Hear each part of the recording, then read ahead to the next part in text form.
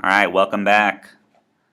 You made it through 2 drill series, and we just had some extra drills that we wanted to throw in. They didn't necessarily fit into the 2 drill series that we just presented, but again, like I said at the end of the dynamic drill series, if you pair the stretch and the dynamic series together, that helps create a powerful and consistent foundation for your swing.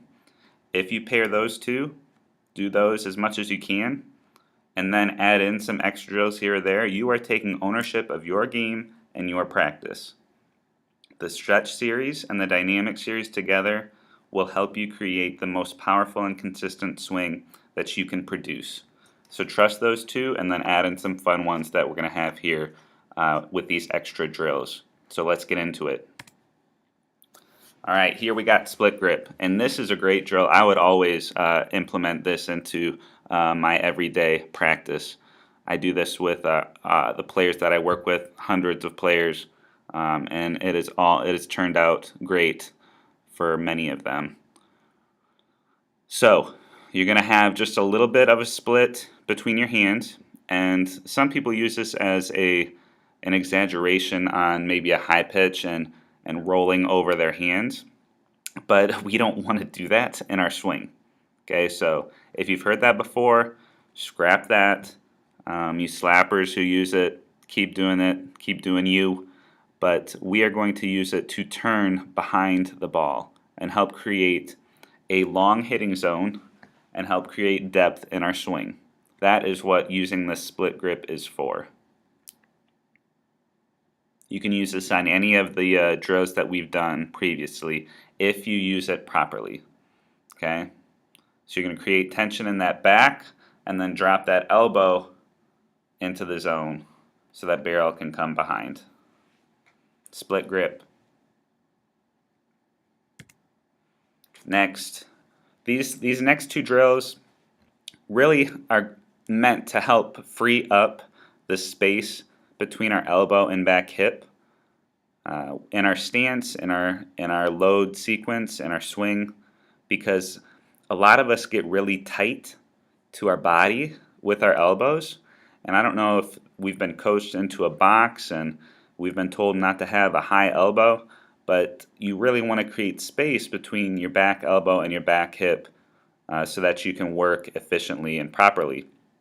So tipping, you're going to tip the top of your barrel towards the opposite corner position. For me, it would be third base. For any righties, it would be first base. And then you're just going to swing from that position. Excuse me, still fighting that voice. Next, Sheffield. It's an over-exaggeration of that tipping drill. And if you don't know who Gary Sheffield is, go check him out on YouTube. He's got a crazy load, crazy positioning with his hands, but he creates huge bat whip, and he does that by creating a lot of space for himself to work. So that's what we're doing in this. We're kind of just tipping. Instead of tipping to the opposite corner, we're going to be tipping towards the pitcher, and I have a lot of room between my elbow and my hip there, creating some space for that elbow to work and that barrel to come behind. It's an over-exaggeration, but it helps us get all the space we need to work.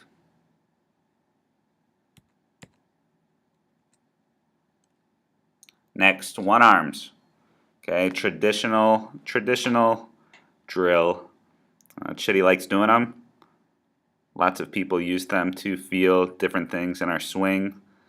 Don't be afraid to have your hand as far down on that bat as you can to help create some strength.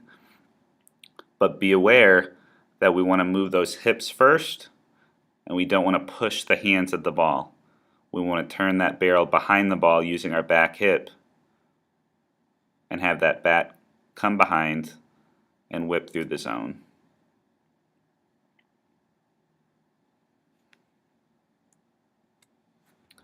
And lastly, for these extra drills, we just have a long T variation. If you can notice here at the end of the cage, I have a T with a ball on top of it as high as it will go.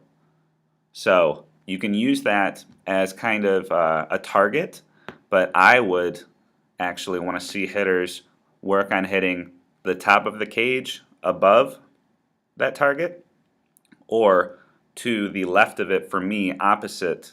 That's where I want to see hitters miss. For the righties, miss to the right and above it. There we go. Really work on hitting through that inside back half of the ball and driving it to the top of the cage. Just gives us a visual to work from. Alright, so those are some of the extra drills that you can use in your bucket to create your everyday drill sequence.